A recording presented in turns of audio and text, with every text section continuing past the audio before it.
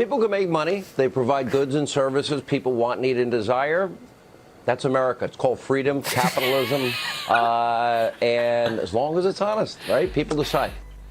Okay! As you've probably heard, Jeff Bezos made headlines recently after it was announced that he added a record $13 billion to his fortune in a single day. Let's provide some context to this situation, and for that we need to go back to the beginning. In 1997, Bezos signed off his first annual letter to shareholders, and this letter is truly stunning. Here are the main highlights. He begins, "To our shareholders, Amazon.com passed many milestones in 1997.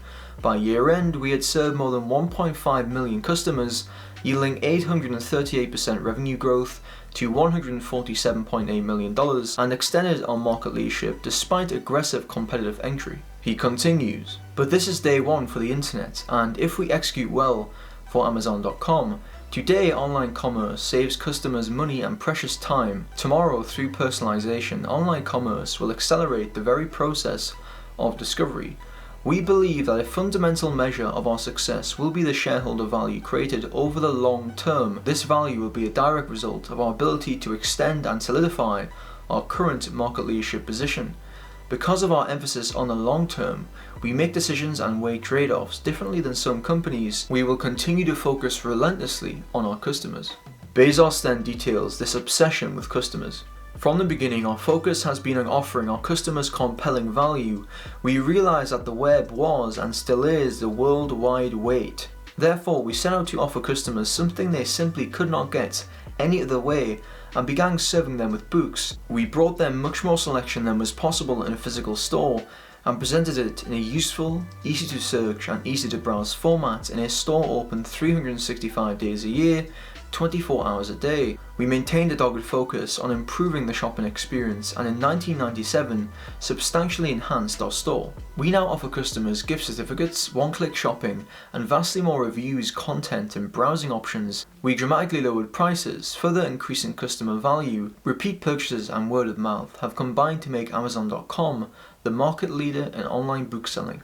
Overall, this is a classic case of he did it best." He is notoriously hard on his workers and obsessive about logistics, possibly the most important aspect of e-commerce.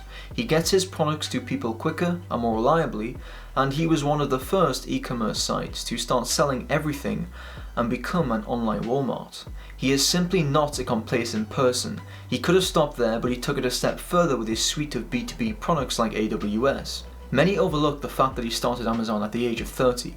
Before this, he worked on Wall Street at the hedge fund D.E. Shaw. He had worked himself up to senior vice president, one of only 4 at the firm. In 1994, Bezos was put in charge of exploring new business opportunities in the burgeoning world of the internet. It was while brainstorming ideas in the then unfamiliar area of electronic commerce that Bezos came to his deceptively simple conclusion: The most logical thing to sell over the internet was books, largely because 2 of the country's largest book distributors already had exhaustive electronic lists. The rest is history. Skeptics say, hey, this is how it really works. Number 1, let other people list items on your website. Number 2, take data on how well other people's stuff is selling and for what prices. Number 3, list the items yourself at a lower price until the third parties that you mine the data from are out of business. Number 4, raise price.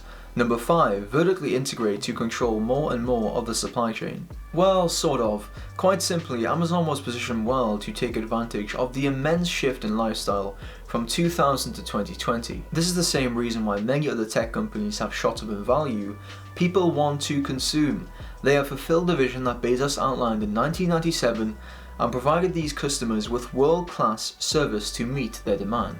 Moreover, most of Amazon's profit is from AWS anyway.